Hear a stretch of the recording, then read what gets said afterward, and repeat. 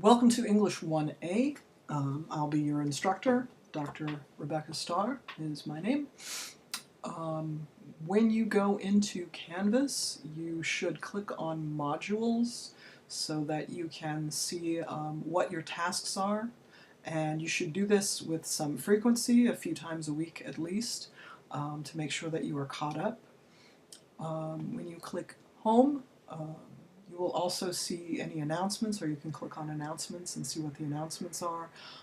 If I get questions from students and decide, oh, this is a great question, will help the whole class, I'll make a class announcement responding to the question or giving students a heads up about something or another. But basically, to stay on track, you want to be in modules and you want to see the tasks to do and you want to do them in order. Let's have a look at the syllabus now. The methods whereby you should contact me: use the mailbox in Canvas to send me emails, and I respond a few times a week. You can read about that here. Confer Zoom is another way that you may contact me, and you can see that Confer Zoom is on your menu right here. And Confer Zoom, usually I set it up for live chat, but if you want to speak, we can set it up that way as well. Note that this is an online class. Most important thing to know about that is that you're accountable for your own time. So you need to schedule in the time when you're going to do your work for this class. For a 4-unit writing class during the semesters fall and spring, where you've got 16, 17 weeks to do your work, the balance would be 12 hours per week of homework every week on average for such a class. For summer, it's 24 hours per week, so got to do a whole lot of stuff in not very many weeks. Only take this class if you can find the correct number of hours, and only take this class. For online classes, you have got to have a reliable desktop or laptop computer or access to one. Fresno City College has 2 labs, computer labs in the library building for your use during open hours. You're going to need Wi-Fi access, obviously, and this is an online class, so you may not think so, but you need a decent printer, and we'll get into that later. You also have to meet deadlines. You cannot be submitting late work to an online class because your work is part of the other students' homework. You're collaborating, you're working together, and other students can't wait for you. You need to study and begin assignments as soon as Canvas gives you access to them. So, for example, essays and portfolio assignment sheets. If you look over here, the Essay 1 assignment sheet is the very first thing you have access to in week 1. So you have to open it, and you have to print it out, and you have to study it. This is not the sort of thing that you just glance at and then get going with your writing. No, this assignment sheet tells you what to do and when to do it and how to do it, and it tells you what your results should be. And that's complex information, so you want to print it out, you want to highlight it, and you want to get going on the assignment. You want to start thinking about your topic, you want to start doing your research, and get going on it. Okay. Let's see. For this class, you can see in your syllabus when the due dates and times are, so you want to make sure that you have things submitted by the time they are due.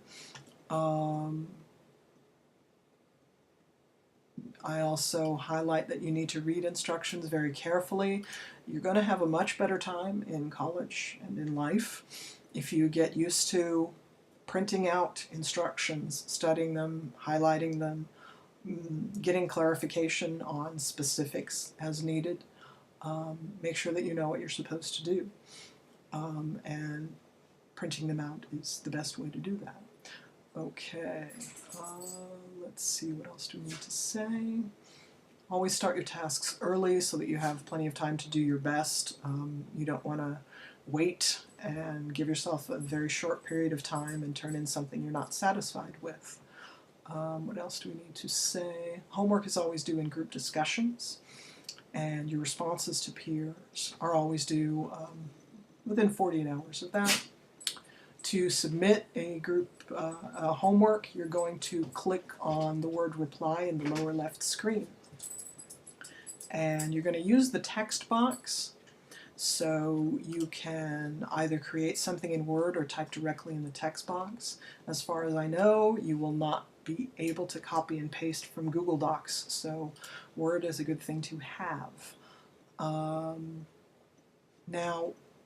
on the other hand, the other type of assignment that you have is essays.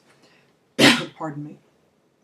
And essays must be submitted as files. They must be submitted either as a Word file or as a PDF.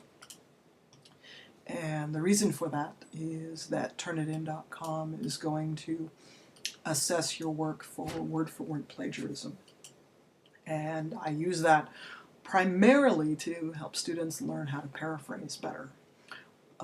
But it's also the sort of thing that, I use it primarily as a teaching tool, but it's also a quick manner of recording academic dishonesty, which is a problem. As far as feedback is concerned, you are expected to give full, constructive, and helpful feedback to one another.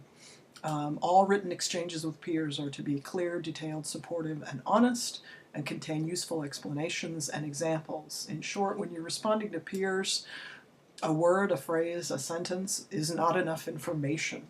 You need sentences. You need to develop and explain what strengths and weaknesses are, and you need to be supportive, and you need to use a professional tone. Okay.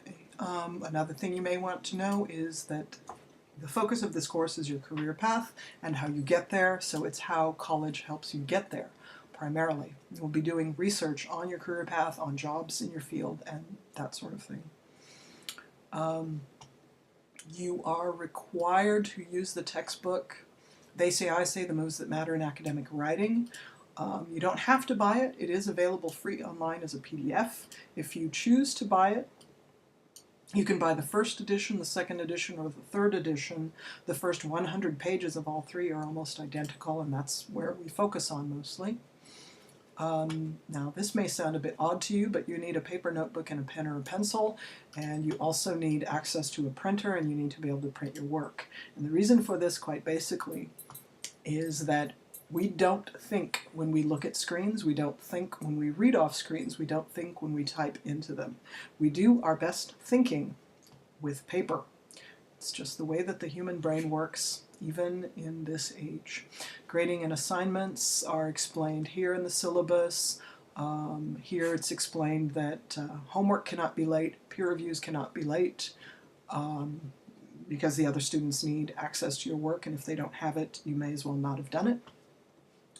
But some of the individual work can be up to a day late, but will receive grade penalties. When you do your essays and your portfolio, you need to double space, you need to use 1-inch margins, you need to use 12-point Times New Roman, you need to use MLA style, which is explained later in the course.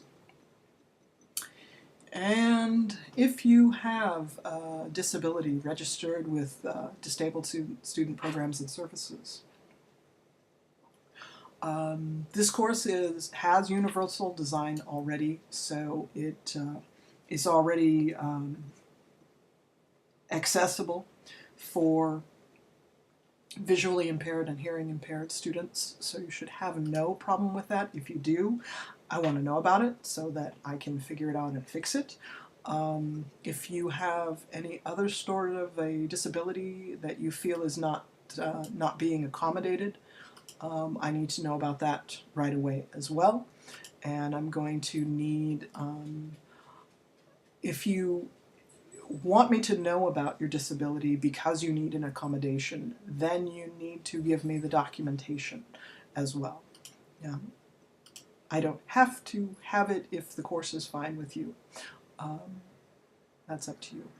All right, anyway, once again, welcome to English 1A. I'm excited to be your teacher, and I look forward to having a really good time. Thanks.